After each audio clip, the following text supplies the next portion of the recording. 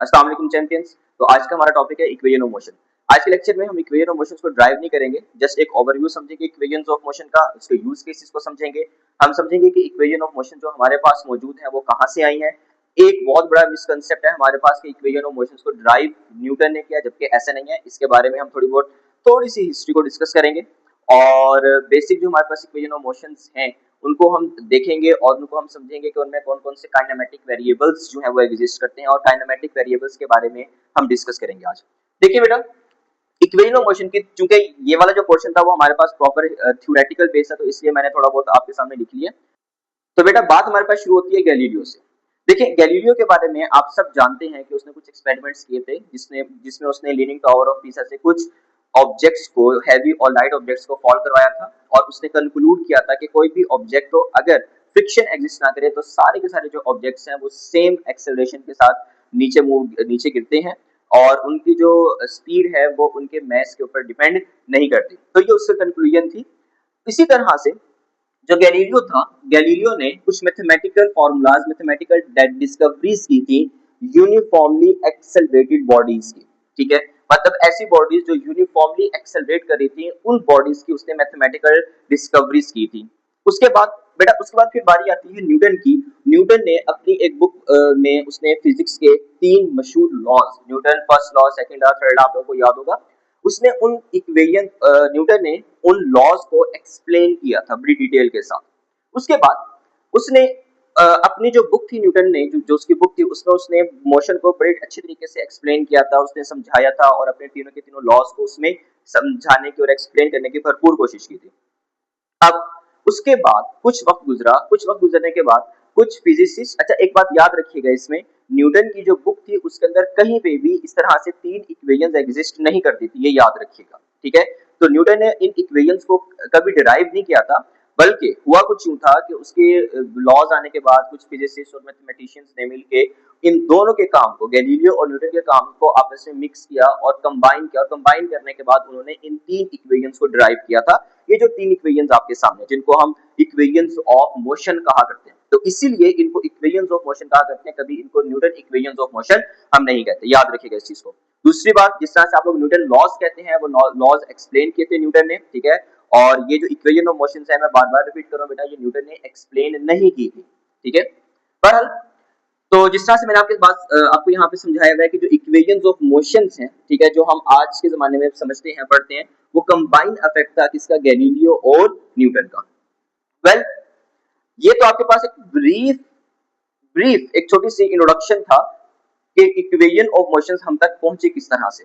जी, तो बेटा अब हम समझते हैं कि इक्वेशन ऑफ मोशंस को यूज क्या है, इक्वेशन ऑफ मोशन क्या काम करती है। तो याद रखिएगा बेटा, इक्वेशन ऑफ मोशन हमारे पास मोशन को एक्सप्लेन करते हैं, किसी भी ऑब्जेक्ट की जो मोशन है उनको एक्सप्लेन करती है, किसके टर्म्स में, काइनेमेटिक वेरिएबल्स की टर्म्स में। ठीक है, और वो काइनेमेटिक वेरिएबल्स हमारे पास कौन कौन से हैं, हमारे पास पोजीशन है, हमारे पास टाइम है और हमारे पास वेलोसिटी। तो इसका मतलब ये हुआ कि जो इक्वेशन ऑफ मोशन है ये हकीकत में हमारे पास एक्सप्लेनेशन देते हैं किसी चीज की, मोशन की, बट किसकी टर्म्स में, पोजीशन, टाइम और वेलोसिटी के टर्म्स में। ठीक है बेटा, अब कुछ बातें इनको याद रखिएगा आप लोग कि जो इक्वेशन ऑफ मोशन है बेटा, वो आपके पास फ्री फॉल पर भी अप्लाई होती हैं। फ्री फॉल का मतलब ये कि आपने बहुत सारे एमसीक्यूज या बहुत सारे टॉपिक्स पढ़े होंगे जिसके अंदर हम कहते हैं कि एक ऑब्जेक्ट है वो free fall, downward free fall move करता है। फ्री फॉल का मतलब ये होता है कि जस्ट एक ऑब्जेक्ट को आपने थ्रो कर दिया, ठीक है, आपने उसको किसी स्ट्रिंग या किसी चीज के साथ हैंग करके कंट्रोल्ड मोशन नहीं करवा रहे, जस्ट आपने उसको थ्रो कर दिया, जो ऑब्जेक्ट है वो ग्रेविटी के इफेक्ट से डाउनवर्ड मूव कर रहा है। तो इस टाइप की मोशन को हम आम रूटीन में कहा करते हैं कि हमारे पास है फ्री फॉल मोशन।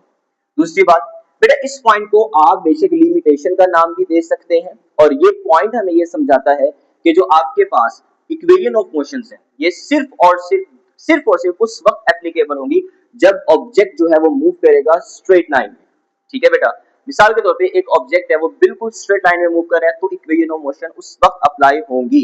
दूसरी चीज, इक्वेशन ऑफ मोशन के अप्लाई करने की सेकंड कंडीशन ये है कि जो उसकी एक्सेलरेशन होनी चाहिए बेटा, वो यूनिफॉर्म एक्सेलरेशन होनी चाहिए। मतलब ऐसा ना हो कि बॉडी की एक्सेलरेशन कंटिन्यूसली चेंज हो, नहीं, बॉडी के पास एक्सेलरेशन एक यूनिफॉर्म एक्सेलरेशन होनी चाहिए और बॉडी का स्ट्रेट लाइन में मूव करना चाहिए, तो ही जाके आपके पास इक्वेशन ऑफ मोशंस अप्लाई होती हैं, अदरवाइज इक्वेशन ऑफ मोशंस बेटा एप्लीकेबल नहीं होंगी। ये याद, मोशन एक्चुअली हमें प्रिडिक्शन प्रोवाइड करते हैं। प्रिडिक्शन ये कि कुछ इंस्टेंट के बाद या कुछ टाइम गुजरने के बाद बॉडी की पोजीशन क्या हो सकती है, कुछ टाइम गुजरने के बाद बॉडी की वेलोसिटी क्या हो सकती है, बॉडी अगर मूव कर रही है तो उसके पास एक्सेलरेशन कितनी हो सकती है। तो इस तरह से मल्टीपल चीजों में इन्हीं तीन चीजों को यूज करते हुए हमारे पास ये जो तीन चीजें मैंने आपको बताई थी काइनेमेटिक वेरिएबल्स, इनकी प्रिडिक्शन हकीकत में करता है कि after some interval of time जो बॉडी है उसकी वेलोसिटी क्या होगी, उसकी पोजीशन क्या हो सकती है, या अगर एक बॉडी की वेलोसिटी इस तरह से चेंज होती है तो बताओ उसका टाइम क्या होगा। तो इन सारी चीजों को एक्सप्लेन करती है न्यूटन इक्वेशन ऑफ मोशंस। अब देखिए हमारे पास तीन इक्वेशन ऑफ मोशन है, ये फर्स्ट इक्वेशन है, ये सेकंड है और ये आपके पास थर्ड इक्वेशन है। अब हम जरा समझते हैं कि ये जो आपके पास इक्वेशन ऑफ मोशन है, फर्स्ट इक्वेशन की बात करें तो बेटा फर्स्ट इक्वेशन में हमारे पास इनिशियल वेलोसिटी भी होती है, फाइनल वेलोसिटी भी होती है, एक्सेलरेशन भी होता है और टाइम भी होता है। बट हमारे पास फर्स्ट इक्वेशन ऑफ मोशन में जो डिस्टेंस होता है वो बेटा हमारे पास मौजूद नहीं होता। याद रखिएगा डिस्टेंस हमारे पास या पोजीशन ये जो है हमारे पास बेटा फर्स्ट इक्वेशन ऑफ मोशन में एग्जिस्ट नहीं करते। इसी तरह से अगर आप बात करें सेकंड इक्वेशन मोशन की तो हमारे पास इनिशियल वेलोसिटी भी है, हमारे पास फाइनल वेलोसिटी नहीं है, हमारे पास एक्सेलरेशन भी है, टाइम भी है, डिस्टेंस भी है। तो हमारे पास सेकंड इक्वेशन ऑफ मोशन में बेटा फाइनल वेलोसिटी मौजूद नहीं होती। उसके बाद हम अगर थर्ड इक्वेशन ऑफ मोशन की बात करें तो थर्ड इक्वेशन में हमारे पास इनिशियल वेलोसिटी भी होती है, फाइनल वेलोसिटी भी होती है, एक्सेलरेशन भी होता है, डिस्टेंस भी होता है, बट हमारे पास यहाँ पर बेटा टाइम मौजूद नहीं होता। तो आई होप ये बात आपको समझ में आ गई होगी। इसका मतलब ये कि फर्स्ट इक्वेशन ऑफ मोशन में हमारे पास अगर एक दो तीन चार initial velocity, final velocity, acceleration और टाइम, इन चार वैल्यूज में से कोई सी तीन वैल्यूज दी हुई हो और एक वैल्यू हमारे पास मौजूद ना हो तो हम बहुत आसानी से फर्स्ट इक्वेशन ऑफ मोशन को यूज करके कैलकुलेट कर सकते हैं। तो जब हम नेक्स्ट टॉपिक में फर्स्ट इक्वेशन मोशन को डिस्कस करेंगे तो हम वहां पे बड़ी डिटेल से समझेंगे कि हमारे पास कौन कौन से पॉइंट्स मौजूद होंगे तो फर्स्ट इक्वेशन मोशन को हम अप्लाई कर सकते हैं और कौन से पॉइंट होंगे तो हम फर्स्ट इक्वेशन मोशन को अप्लाई नहीं कर सकते। ठीक है बेटा, आई होप कि आप लोगों को बेसिक बेसिक इंट्रोडक्शन समझ में आ गया होगा कि इक्वेशन ऑफ मोशन क्या होती है और किस तरह से काम करती है। ओके बेटा, अल्लाह हाफिज।